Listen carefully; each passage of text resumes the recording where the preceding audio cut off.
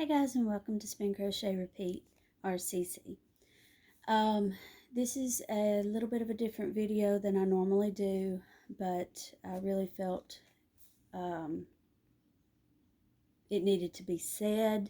It's just something that I happened to think of, and maybe you've already thought of this, and if you have, that's great. And if not, then I mean, as humans, we all need to learn from each other. We all think differently. We all have different ideas. But we all know that there are issues going on in the world. Before I say that, I know the ring light's glaring. I don't know how to fix that. I don't know, like, different angles. If I sit like this, then it's going to look really weird. Anyways, y'all help me out. Tell me what to do to fix that. But anyways, there's a lot of just weird things going on in the world right now. You don't need me to go through all of them in any great detail. This is not meant to be a political thing, a religious thing. It's just kind of something that I thought of that could potentially affect a lot of people. So here it is again. We have a lot of weird things going on in the world. There's a lot of things coming up about food shortages. Back at Christmas, we know we had supply chain issues going on, and we're having a lot of the same now. They've not completely, it seemed like they improved there for a little bit. At least it did in our area. Maybe not yours, but they don't seem to be getting any better. I pray that they do. I pray that everything, all the ideas that I have that I'm going to present, that, just the kind of the perspective, I pray that it is proven completely wrong and that everything is perfectly fine and things straighten out and start moving towards what we like to think of as normal. I hope that happens. I hope that I'm wrong about everything. And no, I'm not wiping tears. I've been spinning, so there's fiber everywhere all over my face. But many of the things we use in winter, kind of no matter where you are in the world, are made from, sweaters, hats, like, knit hats, toboggans or boggins or, whatever you call them. Even socks, even our shirts. All of this comes from a fiber source. All of this comes from some type of spun yarn. If you look really, really closely, you'll see the individual little stitches in your clothing. Unless you're wearing leather, and then, that's a whole nother thing. Anyways, most of that is done by machine, and most of it is done in countries that are not the U.S. So I'm kind of looking at, you may be somewhere else in the world and seeing this, but even in a lot of European countries, in Canada, in a lot of the more developed countries, we are relying on other places for our fabrics, for our yarns. And so I want to, not even for winter things, but just for regular everyday things. So I wanted to point this out, that we need to be thinking realistically long term about these sorts of things, especially if you have children that outgrow things quickly. Especially if you have, if you or someone you love, a family member, friend, is elderly and may not have, maybe they're on a fixed income, or a lot of elderly people or people with iron deficiencies can have difficulty with temperature regulation. in their bodies with circulation. So, especially in those winter months and the cold times, they need to layer on a little bit extra. We, as someone that crochets and attempts to sell a few things, sometimes it does, sometimes it don't. We tend to get a lot of those things commercially from the store because knit things can be done by machine. Crochet things, they've not yet been able to replicate that by machine.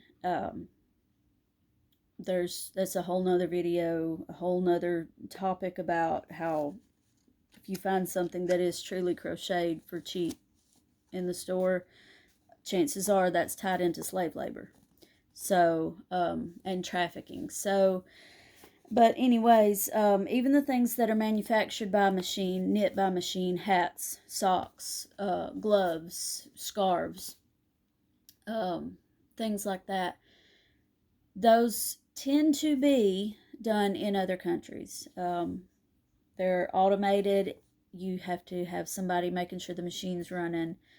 But it's spun and then it's, I mean, perhaps you've even seen the little round, the circular looms. You just feed the yarn in and you crank it and it produces a knit tube.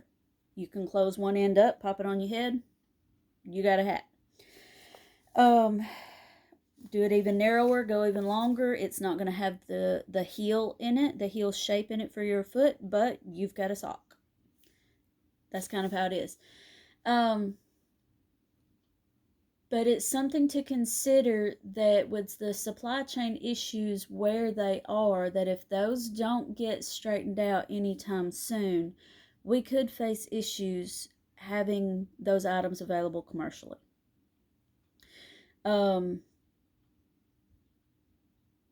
Acrylic yarn is basically long, tiny, thin strands of plastic that have been spun and plied and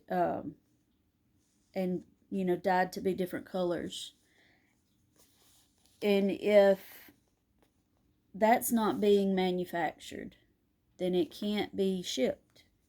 Even if it is being manufactured and it can't be shipped, it can't get to our stores. It can't be woven. It can't be knit, whether by machine or, we can't even get it to crochet it. So this isn't meant to panic. It's meant to get you thinking realistically about what we could potentially need to prepare for. So with that being said, some of my suggestions are, number one, do not run out and go crazy and hoard all the socks or all of the knit hats or anything like that. They're not in a lot of stores right now. I know I kind of looked around at Walmart when I was there yesterday, and they usually have a big display of those kind of things, but it's getting to be spring and summertime here, so they're not going to have those out just because they're not needed. But months from now, again, if the supply chain is interrupted so far as the manufacturing or the production or the shipping, then we're not going to feel that right now. But it could potentially result in issues later once we need these products. So, some of my suggestions are, like I said, number one, don't panic, but take stock of what you have. Do you have your hats and scarves or sweaters or whatever you have from last season? If you have them, make sure they are packed up in a way that they won't deteriorate. Make sure that that they're kept, properly. And take stock of what you have. Think about what you may need. I have 2 children that are likely not going to be in the same size next season as they were this last season. I'm not going to go to the store and buy up every sweater that they have on clearance. I don't know exactly what size my children might be wearing. But with things like socks, they're rather stretchy. They have a wide range. They fit a wide range of sizes. So potentially, grab a pack that you think your child might be in, the next size up. If, just kind of guesstimate, especially if, like, I know about where my older son was when he was the age of my younger son. So that gives me a little bit of a perspective to plan. Um, One thing that I'm a firm believer in, and you might not be, but we are at a point where we have to potentially reimagine our own ideas about things, is hand-me-down clothes. They don't hurt anybody. They don't. It does not hurt to have something pre-owned. Look at pre-owned cars right now. Pre-owned clothes are, well, they're not really any different. If they're in good shape, I've even kept things that would be more what we call play condition. They can go out and play in the dirt if they want to, play in the grass, whatever. And then save the better things for school or, going to church, going to town. I save those from my older child for my younger child. And if he skips that size, then we donate. If they're not needed, then we donate. So something to think about with that is that even if your child doesn't go into the next size of socks, or if they skip that size, or a sweater or a coat, plan big, because it'd be better for it to be too big, and if it's really cold, potentially layer under it, than for it to be too small and it not adequately cover arm length or torso length, things like that. If it ends up not being needed, donate it. There's somebody out there that can use it. That is like the worst thing that could happen, is that your child doesn't need it, you don't need it, and it gets donated. And that's not even really a bad thing, because then that helps other people. Something else to consider is if you know somebody that knits or crochets, makes socks, makes hats, scarves, what have you, go ahead and contact them now about making you what you feel you may need in the size you might need it. My older son, so far as hats, is in an adult size now. My younger son is more towards a youth size. If you have a toddler, maybe plan for the youth. If you have an infant, plan for potentially toddler size. Just your child, how their size needs now, and just use your head and kind of plan for what you feel is best. Because what I was saying is, go ahead and contact them now. These things take time to make, and other people have lives too. They have part-time jobs, they have full-time jobs, they have children of their own, they have other responsibilities, and to just sit down and make an adult size hat. I don't know about knitting, because I'm not really into knitting that much, but if they're knitting with needles and not with a circular loom like I mentioned earlier, that could take a few hours, where they're not really able to do anything else other than maybe listen to a book or listen to the TV. I have walked and crocheted before, and it slows you way down. So, and you're kind of, you're doing this. You're not really able to watch where you're going much. You're just kind of like right here. Anyways, this is taking longer than I meant for it to, but be considerate of their time. Be considerate of their time to go get the materials. Consider that the expertise that they have and the uniqueness that they are bringing to that item, and do not attempt to shortchange them for that. Whatever you do at work, you get paid an hourly rate, and that's because of what you're contributing to your product, to your company. They are doing the same, except they are their own company. Whether they operate as a small business or not, just in the example, they are their own company, they are their own employee, and they are also their own inventory manager. They have to go get the stuff, they have to take the time communicating with what their customer wants and needs and all that sort of thing. So, plus the time that they have put into learning their craft. You're not going to get what you could get at Walmart for $5 from somebody that's making it by hand. And the one that's making it by hand is spending hours, where the machines that are making the things that we buy commercially, they can do that in a matter of minutes because they're all automated. So keep that in mind. And just to point out, so far as the supply things, just look around at what you have. Look on the tags of what you have from last season, if you still have it. And see how much is made elsewhere. I went through just a few of the most recent purchases just to kind of, I have some yarn that's back in the stash and I've had it for a little while. But just to the most recent things kind of give a perspective. And this isn't saying anything bad about any of these brands. It just is what it is. This was made in Turkey.